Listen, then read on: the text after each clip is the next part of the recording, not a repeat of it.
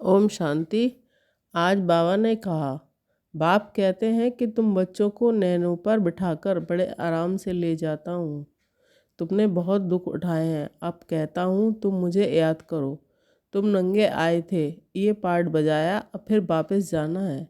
जैसे सर्प कभी अपनी पुरानी खाल छोड़ देते हैं, ठंडी में सूख जाती तो उतार देते हैं। तुम्हारी ये तो बहुत चीची पुरानी खाल है।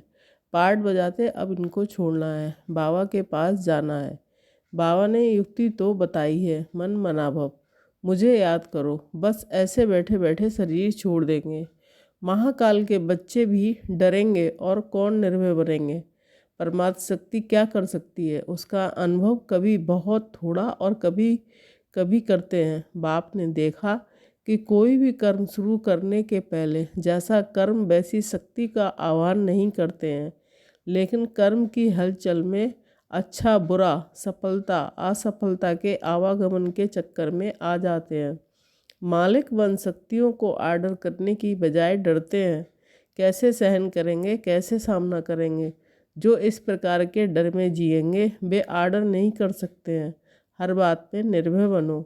अलवेलेपन और आलस में निर्भय नहीं बनना है। माया जीत बनने में निर्भय बनो। पेपर बहुत आएंगे। अगर इम्तिहान ही ना हो तो क्लास चेंज कैसे होगा। फुल पास होकर दिखाओ, सिर्फ पास नहीं।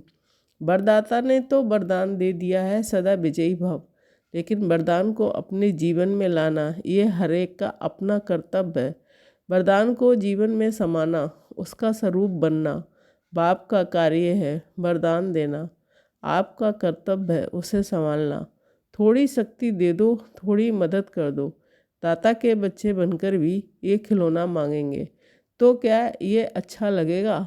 अब स्वयं तृप्त आत्मा बनो, सफलता मूर्त बनो। जब रास्ता तय करते हैं तो रास्ते में नज़ारे तो आएंगे, लेकिन नज़ारों को देखकर रुकना नहीं है, उनकी करेक्शन नहीं करनी है, थकना नहीं है, आश्चर्यचकित नहीं होना है, भले नज़ारे देखते हुए पार करते चलना है। समस्याओं व परिस्थितियों को देखकर मुरझाओ नहीं, भले उसमें आगे बढ़ने के सुख को अनुभव करो। जो ऐसा अनुभव नहीं करते वे स्वयं से, बाप से और संबंध संपर्क से भी असंतुष्ट रहते हैं और संगम युग के विशेष खजाना अतीन्द्रिय सुख का अनुभव भी नहीं कर पाते। आज से सदा संतुष्ट और प्रसन्न विशेष रहने का विशेष वरदान स्वयं भी लो और औरों को भी दो। ज्ञानी तू आत्मा बत्सों में माया पहले छठे विकार अर्थात सुस्ती के रूप में प्रवेश करती है। इस पर बहुत ध्यान देना है। आलस, सुस्ती तथा उदासी ईश्वरीय संबंध से दूर कर देती है। बुद्धि के संबंध से व सहयोग लेने के संबंध से दूर कर देती है। सुस्ती के बाद फिर विकराल रूप देह अहंकार में प्रत्यक्ष रूप में आ जाता है। इस छठे रूप में माया भिन्न भिन्न प्रकार से शारीरिक मानसिक दोनों संबंधों में आने की कोशिश करती है। चलो अब नहीं तो फिर वह कभी ये कर लेंगे, जल्दी क्या पड़ी है, करूँगा, सोचूंगा, देखूंगा, ये सब सुस्ती है। ऐसे बहुत रायल रूप से माया आती है, इसके चैकर बनो।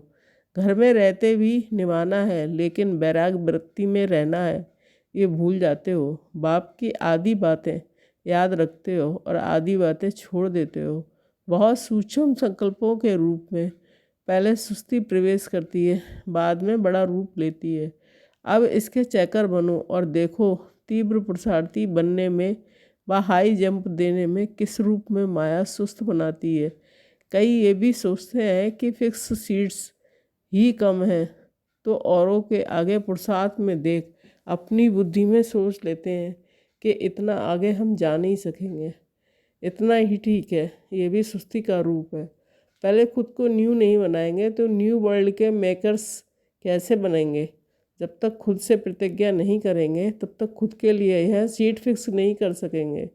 जब तक नई दुनिया की सीट फिक्स नहीं होगी, अब नहीं तो कब नहीं का स्लोगन अपने लिए भी याद रखो और अपनी सीट और समय को फिक्स करो। ओम शांति।